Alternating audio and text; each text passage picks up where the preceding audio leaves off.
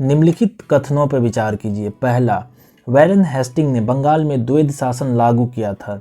नहीं, वैरेन हेस्टिंग ने समाप्त किया था 1772 और 73 में। लागू किया था रॉबर्ट क्लाइव ने, इसलिए पहला ऑप्शन गलत है। दूसरा स्टेटमेंट देखते हैं।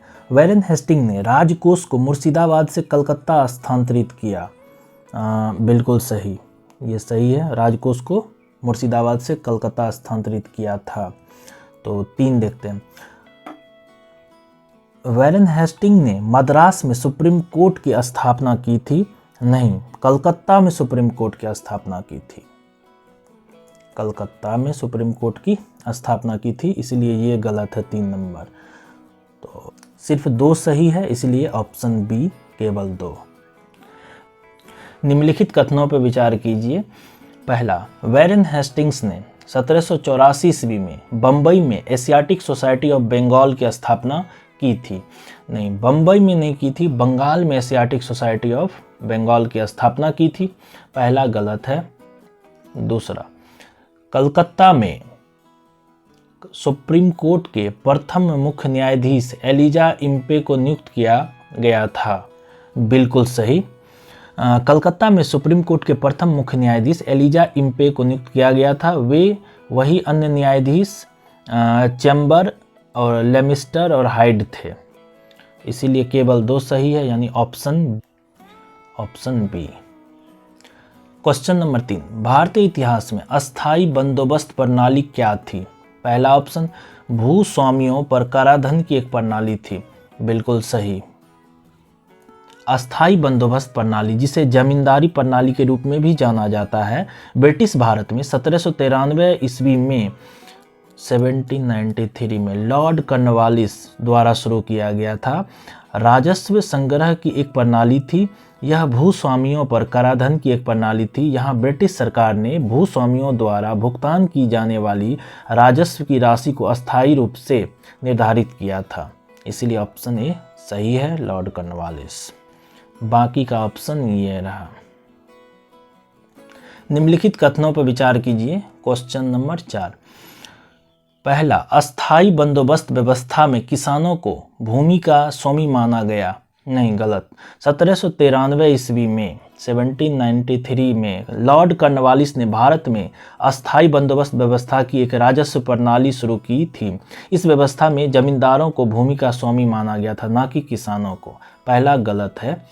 दूसरा, अस्थायी बंदोबस्त व्यवस्था संपूर्ण भारत में लागू की गई थी, पूरे भारत में लागू नहीं था। ये अस्थायी बंदोबस्त व्यवस्था तत्कालीन बंगाल, बिहार, उड़ीसा, वाराणसी तथा उत्तरी कर्नाटक के कुछ क्षेत्रों में लागू की गई थी, ना कि संपूर्ण भारत में। दोनों गलत है।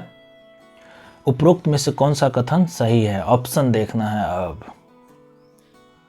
दोनों में से कोई नहीं सही है, तो ऑप्शन डी।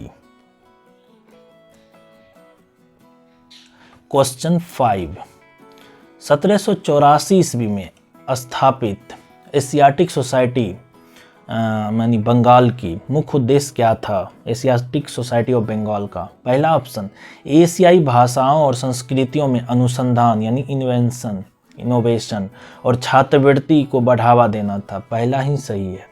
बाकी का ऑप्शन ये रहा। Explanation, Asiatic Society of Bengal की स्थापना 1784 में सर विलियम जोन्स द्वारा एशियाई भाषाओं और संस्कृतियों में अनुसंधान और छात्रवृत्ति को बढ़ावा देने के उद्देश्य से की गई थी। इसका प्राथमिक उद्देश्य भारत पर ध्यान केंद्रित करते हुए एशिया के इतिहास, साहित्य, धर्म, कला और विज्ञान का अन्वेषण और अध्ययन करना था। तो ऑप्शन ए सही है। क्वेश्चन नंबर 6, निम्नलिखित कथनों पर विचार कीजिए। पहला, सहायक संधि फ्रांसीसी गवर्नर डुप्ले की दिमाग की उपज थी। बिल्कुल सही। डुप्ले इस संधि के तहत भारतीय राजाओं को अपनी सेना देता था, उसके बदले वह भारतीय राजाओं से उस सेना का किराया लेता था। पहला सही। दूसरा, सहायक संधि को सर्वप्रथम रॉबर्ट क्लाइव ने अवध में लागू किया था। बिल्कुल सही। सहायक संधि को सर्वप्रथम रॉबर्ट क्लाइव ने इलाहाबाद की संधि के तहत अवध में लागू किया था। कौन से संधि के तहत अवध में लागू किया था? इलाहाबाद की संधि, वर्तमान प्रयागराज। तीसरा, सहायक संधि को पूर्ण रूप से ब्रिटिश भारत में लॉर्ड वेलेजली ने लागू किया था। बिल्कुल सही, ये भी सही है। 1798 ईस्वी में 1798 में सहायक संधि को पूर्ण रूप से ब्रिटिश भारत में लॉर्ड वेलेजली ने लागू किया था। यानी तीनों सही है, पहला, दूसरा, तीसरा। अब ऑप्शन देखते हैं तीनों किसमें है, यानी ऑप्शन।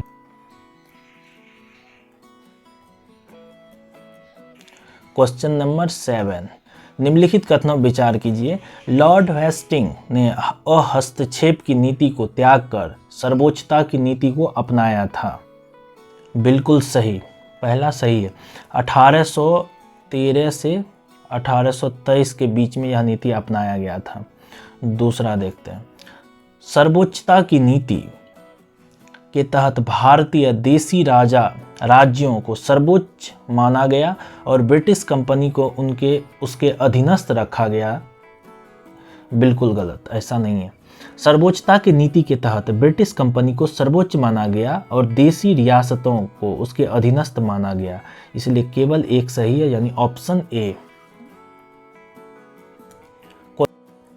क्वेश्चन नंबर 8, सहायक संधि को स्वीकार करने वाला पहला भारतीय राज्य कौन सा था?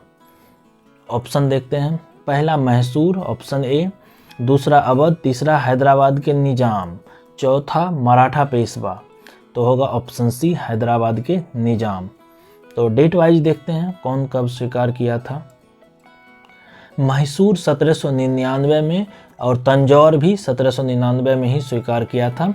अवध 1801 में, हैदराबाद का निजाम 1798 में और मराठा पेशवा 1802 में। सबसे पहले का बात है तो हैदराबाद के निजाम, ऑप्शन सी। क्वेश्चन नंबर 9, निम्नलिखित कथनों पर विचार कीजिए। पहला, रैयतवारी व्यवस्था तत्कालीन संपूर्ण ब्रिटिश भारत में लागू की गई थी। नहीं, गलत है। सिर्फ 51% क्षेत्र पे लागू थी, ब्रिटिश क्षेत्र पर 51% भाग पर। पहला गलत है। दूसरा, महालवारी व्यवस्था तत्कालीन ब्रिटिश भारत के 51% क्षेत्र पे लागू थी।